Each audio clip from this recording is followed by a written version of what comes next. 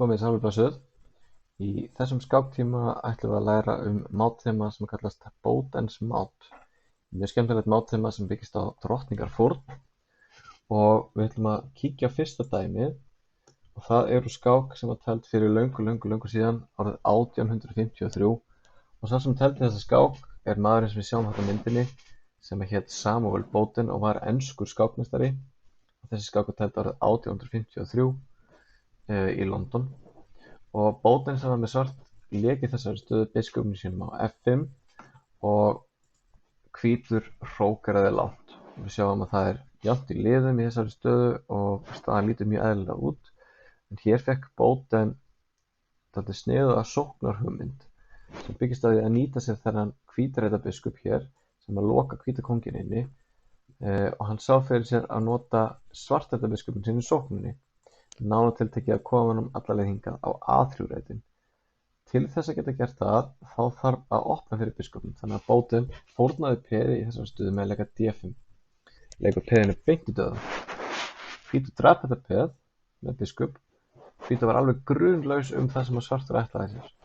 Og nú kom óvænt drottningafórn með drottning drepur C3, peð drepur og þá sjáum við að skálinan hér er opin fyrir kónginn og leiðin er opin fyrir biskupinn alla leið á A3 og eftir biskup A3 þá er hvítur mát og mátfléttan byggir sem sagt á því að biskuparnir vinna saman svona sikkur áttinni til þess að máta kónginn. Þetta var síðan kallað eftir þessa skák Bowdens mát í höfuðið á þessum meistara. Þannig að þetta er mátþema og þetta mátþema getur komið upp í mismunandi útgáfum eins og við munum síðan sjá síðar í verkefninu sem fylgir þessu myndbandi. En við skulum líta á næsta dæmi Bowdens mát og hér erum við komin í skák sem var tefld árið 1934 af þessum sterka meistara sem við sjáum þarna á myndinni sem hét Esteban Canal og var skákmeistari frá Perú.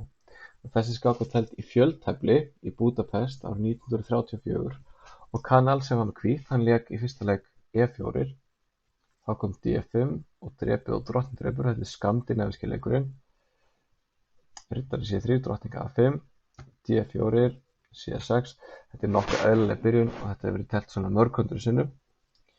Hvítur fór með biskupinn svona F4, þá kom peð á E6, H3 og biskup drepur og drottning drepur og við þurfum í sjálfu sér ekki mikið að vera að spá í hvað er að gerast akkurat hér en við komum að spennandi hlutunum eftir smástund. Biskup B4, biskup E2, riddari D7 og núna kom A3 hjá hvítum og hér er kannski best að stoppa aðeins.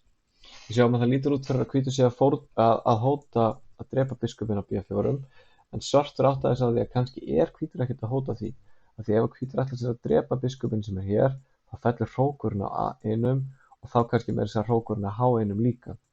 Þannig að svartur ákvaði að vera sniðugur og hrókeraði lágt hér. Fórnaði bara biskupinn sínum, leyfði hvítum að drepa hann en ætlaði þá að taka hrókinn í staðinn.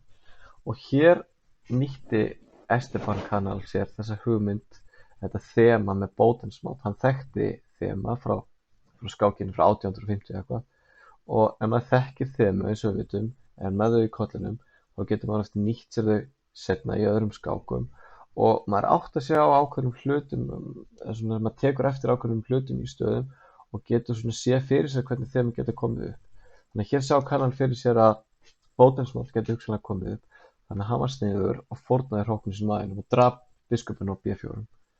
Svartur var gráður og tók auðvitað hrókinn á A1 með skák og þá lék hvítur kóngur D2 og gefur hrókinn sinna H1 og hugmyndin hans er auðvitað að ná upp Bowdens máti og ég gerir ráð fyrir að þeir séu búin að átta þeim nú þegar hvernig hvítur gerir það því að svartur drap núna H1 og er búin að vinna það báða hrókana en það dugar ekki til því að hvítur drap þá á C6 með drottning drepur C6 skák og svartur á bara einn leik og við sjáum að hvítur er með hann sterka biskup hér og þessi biskup hér á E2 tilbúinn, peð drepur og þá kom biskup A6 mát, Bowdens mát. Skemmtilegt mátþema. Vonandi gengur ykkur vel í verkefninu sem fylgja myndbandinu að leysa æfingarnar úr Bowdens máti.